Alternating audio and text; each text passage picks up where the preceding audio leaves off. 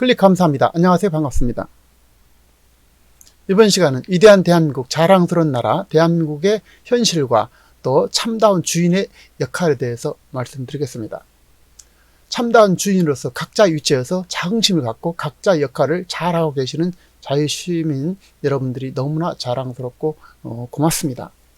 36년간의 식민 지배를 받은 나라이고 1950년 전쟁으로 인해서 폐허가 된 나라, 1인당 국민소득은 $50로서 세계에서 최고로 가난한 나라, 아프리카보다 더 가난한 나라이고 6.25 전쟁 폐허로 인해서 제 모습을 찾으려면 100년 이상 걸릴 거라고 한 나라이고, 또 경제의 성공을 기대하는 것은 쓰레기통에서 장미가 피기를 기대하는 것과 같다는 한종군 기자의 이야기가 너무나 당연한 나라가 대한민국입니다. 그리고 식량이 없어서 굶기를 밥 먹듯이 하고 밀가루 원전은 물론 미군들이 버린 음식을 끓여 먹었던 나라이고, 또 팔 것이 없어서 돈 되는 것이라면 뭐든지 갖다가 팔아야만 했고 심지어 머리카락, 오줌까지도 팔았습니다. 그리고 간호부와 강부 일은 물론 열사의 나라 중동에 가가지고 노동을 팔았던 나라가 바로 대한민국입니다. 그리고 불과 70년 만에 1인당 국민소득 $50에서 $30,000를 이루는 나라이자 IT, KT팝이 세계적인 강국인 나라이기도 합니다.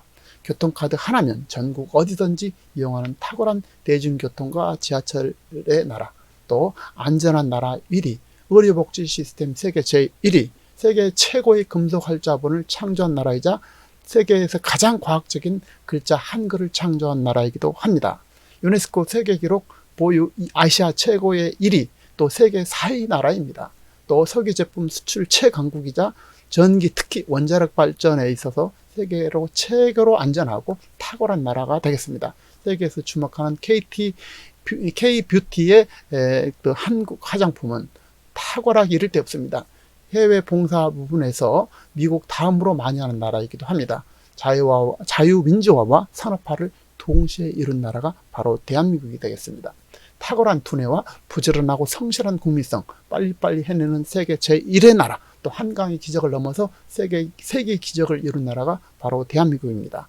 홍익인간 국가 비전을 바탕으로 해서 5천년 역사를 이어온 대한민국의 찬란한 모습이 너무나 자랑스럽고 세계가 부러워한 나라가 바로 대한민국입니다.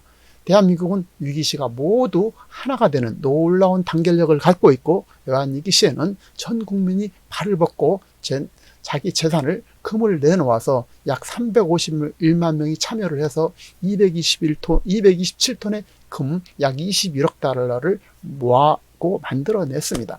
2002년 한일 월드컵 때는 전 국민이 하나 되어서 태극전사를 응원하면서 황호선을 지르기도 하고 기쁨의 눈물을 흘기도 했습니다. 당시 거리 응원을 비롯해서 한국의 생동감 있는 모습은 전 세계에 생중계되면서 전 세계인들의 정말 한국의 가치의 존재 가치를 생생하게 보여주었습니다.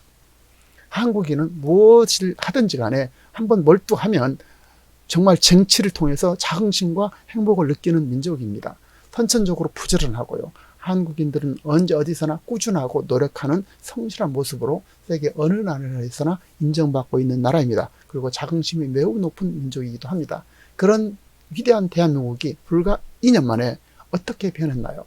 대한민국 살림살이가 정말 어떻게 변했나요? 외교 안보는 또 어떻습니까? 가장 잘한다는 평화공세 북한마저 삶은 소대가리다 겁먹은 개에다가 장난감처럼 미사일을 쏴대고 있습니다.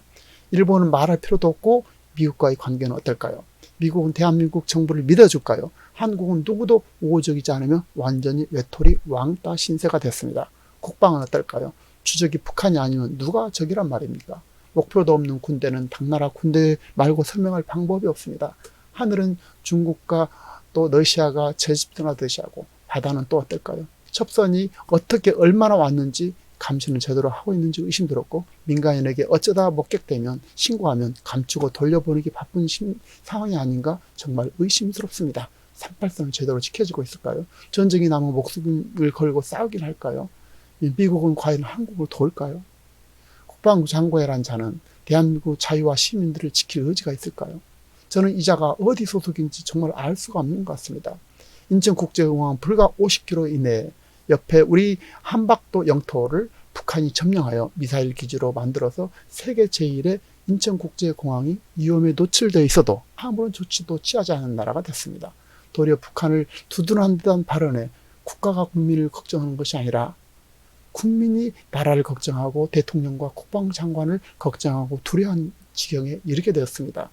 일자리는 어떨까요? 젊은이들은 일하고 싶어도 일할 자리가 없고 실업자는 폭증하는데 가짜 일자리에 쌍을 주면서 일자리가 늘었다고 경제가 튼튼하다고 합니다.